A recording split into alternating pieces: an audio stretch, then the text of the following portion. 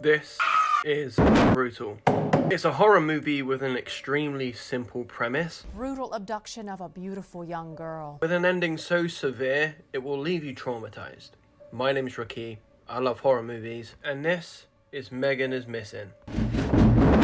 Megan is Missing is an American found footage horror movie that centers around two teenage girls who go missing after one of them starts to talk to some guy online. Like I said, it's an extremely simple premise, but this movie gets fucking dark. So many people will tell you that this is an extremely heavy film, and for good reason, because the last 20 minutes of this film are extremely traumatizing. But up until that last 20 minutes, you're going to be sat through this thinking, is this even a horror film? And then it hits you.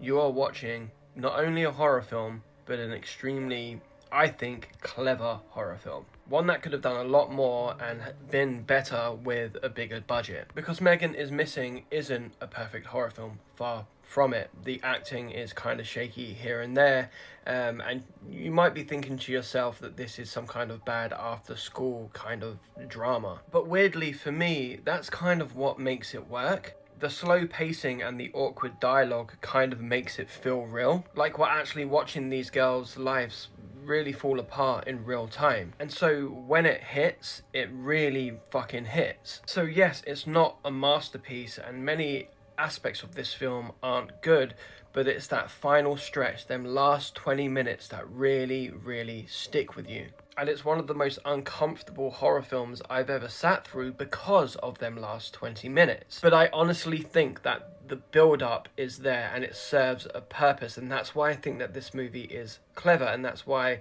I've said that this movie could have been a lot better if they put more into it, if they put more budget into it, and they spent time, ironing out the performances.